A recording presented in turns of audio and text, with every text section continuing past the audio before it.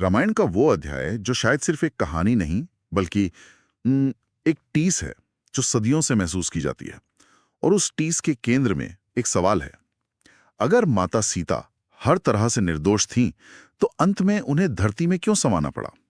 क्या ये सिर्फ एक दुखद विदाई थी या अपने सच को साबित करने का सबसे शक्तिशाली तरीका? आज हम इसी की परतों को खोलने की कोशिश करेंगे। और ये सवाल इसलिए इतना गहरा है क्योंकि ये रामायण के उस हिस्से से आता है जहां मतलब सब कुछ ठीक हो जाना चाहिए था। युद्ध जीता जा चुका था, नायक घर लौट आया था, राज्याभिषेक हो गया था। लेकिन असल कहानी तो उसके बाद शुरू होती है।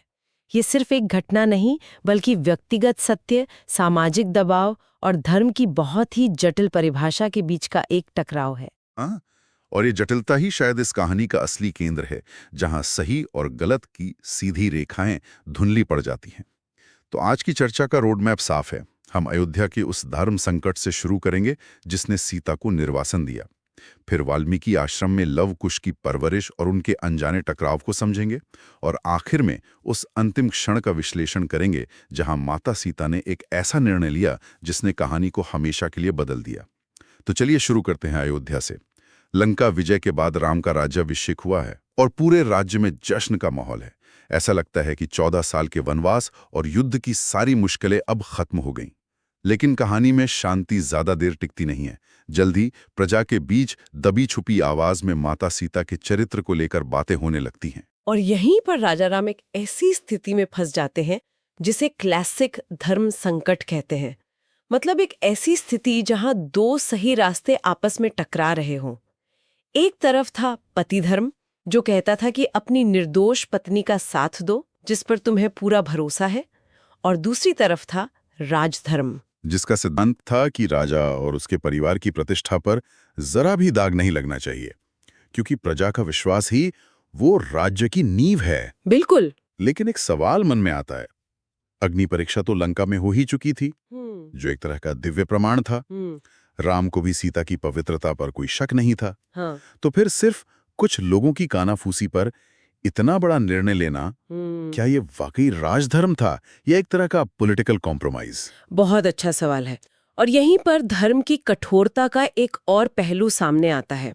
स्रोत इस पर एक सवाल खड़ा करते हैं, क्या राम का निर्णय लोक कल्याण के लिए था या लोक रंजन के लिए? लोक कल्याण और लोक रंजन, इसमें क्या फर्क है? देखिए, लोक कल्याण का मतलब होता है वो करना जो प्रजा के लिए सच में अच्छा हो, भले ही उन्हें वो पसंद ना आए। जबकि लोक रंजन का मतलब है वो करना जो प्रजा को खुश करे, चाहे वो गलत ही क्यों ना हो। ऐसा लगता है कि उस वक्त राम ने राज्य की स्थिरता के लिए लोक रंजन का मार्ग चुना।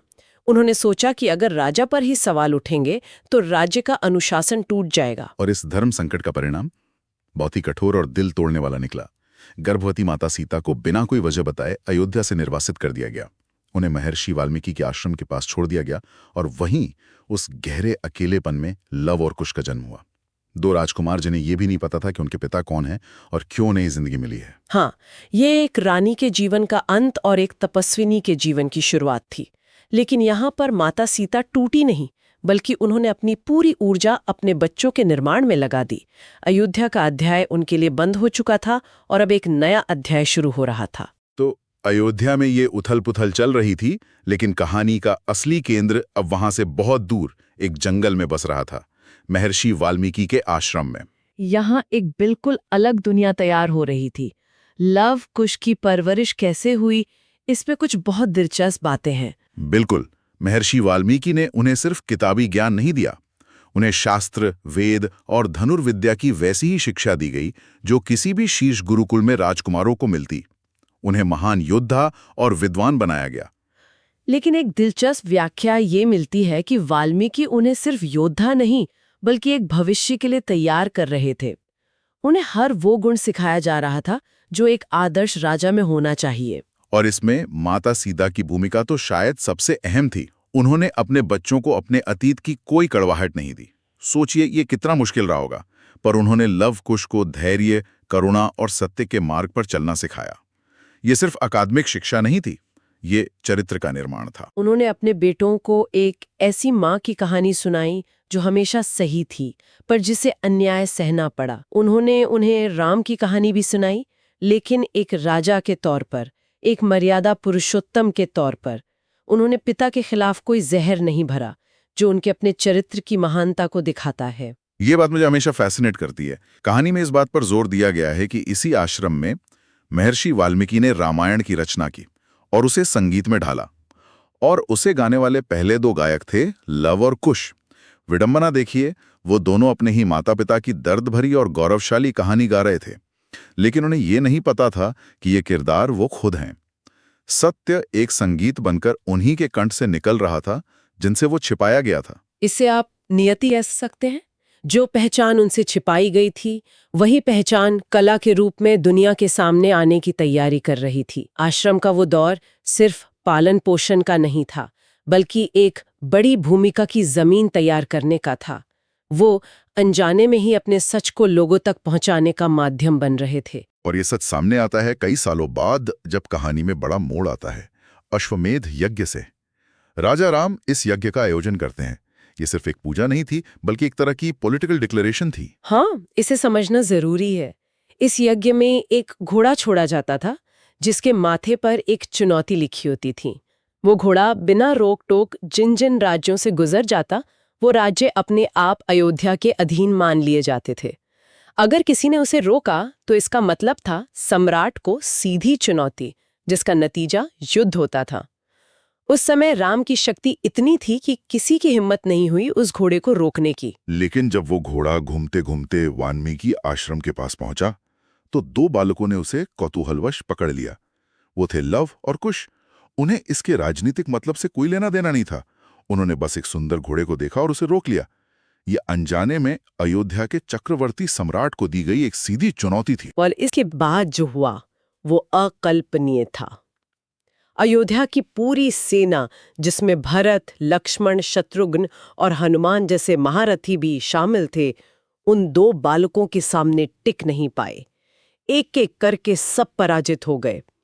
जब कोई रास्ता नहीं बचा, तो स्वयं राजा राम को युद्ध भूमि में आना पड़ा। ग्रंथों में इस क्षण का वर्णन कुछ ऐसे है कि जब राम ने उन दोनों बालकों को देखा, उनका तेज, उनका पराक्रम, उनके धनुष चलाने का तरीका, तो उन्हें क्रोध नहीं आया, बल्कि उन्हें एक अजीब सा अपनापन महसूस हुआ। उन्हें लगा कि वो किसी दुश्मन से नहीं, बल्कि अपने ही प्रतिबिंब से लड़ रहे हैं। उन्हें समझ नहीं आ रहा था कि जंगल में रहने वाले इन दो बालकों में रघुवंशियों जैसा तेज कहां से आया। ये टकराव सिर्फ शस्त्रों का नहीं था, ये वंश और रक्त का टकराव था। नियति अब सारे राज खोल देना चाहती थी। जो सच सालों से जंगल के एकांत में छिपा था, वो अब युद्ध के मैदान में सबके सामने आ खड़ा हुआ था। और यहीं से कहानी अपने अंतिम और सबसे मार्मिक पड़ाव की ओर बढ़ती है। इस अद्भुत टकराव के बाद सही समय पर महर्षि वाल्मीकि वहां आते हैं और युद्ध को रोकते हैं। वो राम को बताते हैं कि ये कोई और नहीं, बल्कि उनके और सीता के ही पुत्र हैं, लव और कुश। सालों का रहस्य एक झटके में खुल जाता है।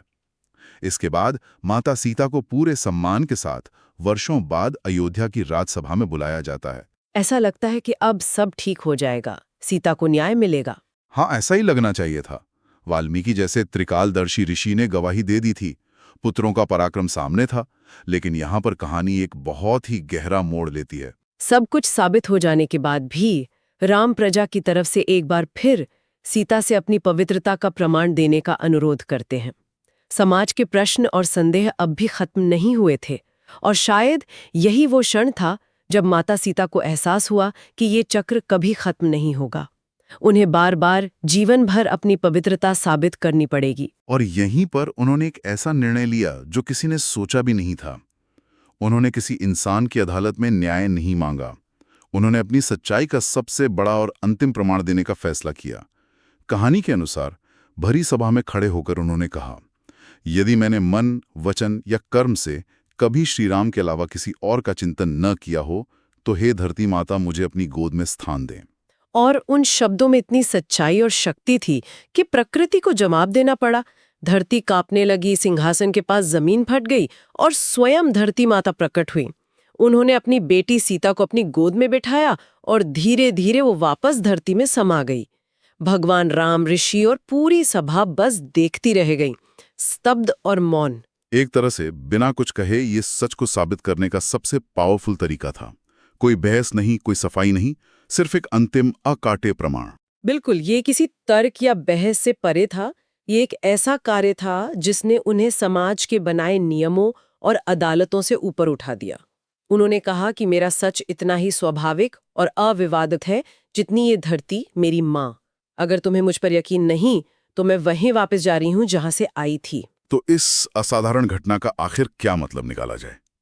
क्या ये एक हार थी, एक दुखद अंत, या कुछ और? स्रोत इसे सिर्फ एक विदाई नहीं मानते, बल्कि एक बहुत ही शक्तिशाली संदेश के रूप में देखते हैं। उस संदेश में कई परतें हैं। पहली परत तो त्याग की है, लेकिन ये किसी और के लिए किया गया त्याग नहीं था।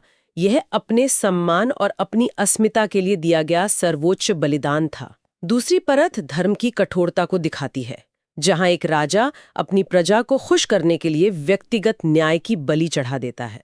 लेकिन सबसे बड़ी परत है समाज के प्रश्नों का वो बोझ जो एक व्यक्ति, खासकर एक स्त्री पर डाल दिया जाता है। हाँ, ये कहानी माता सीता को एक बेचारी या पीड़ित नारी के रूप में नहीं, बल्कि एक ऐसी शक्तिशाली महिला के रूप में स्थापित करती है जिसने अपनी शर्तों पर अपने सत्य को साबित किया। उन्होंने किसी और की अदालत में सफाई देने के बजाय प्रकृति की सबसे बड़ी अदालत, अपनी माँ धरती माता की शरण ली। वो चुपचाप चली नहीं गईं। उन्होंने एक ऐसा बयान दिया जो आज तक गूंज रहा है। उनका धरती में समाना इस बात का प्रतीक था कि उनका चरित्र सवालों के दायरे से बाहर है। वो चली गईं, लेकिन अपने पीछे एक ऐसा सवाल छोड़ गई जिसका जवाब समाज आज तक ढूंढ रहा है। उन्होंने मौन रहकर वो कह दिया जो शायद हजारों शब्द मिलकर भी नहीं कह सकते थे। स्रोत ये कहकर समाप्त होता है कि माता सीता की कहानी सिर्फ एक व्यक्ति की कहानी नहीं है। ये पूरे मानव समाज को सवालों के कटघरे में खड़ा करती है। ये सवाल उठाती है कि क्या समाज का संदेह किसी व्यक्ति के सत्य से बड़ा हो सकता है? और इसी से जुड़ा एक विचार शायद हमारे श्रोताओं के लिए सोचने लायक है।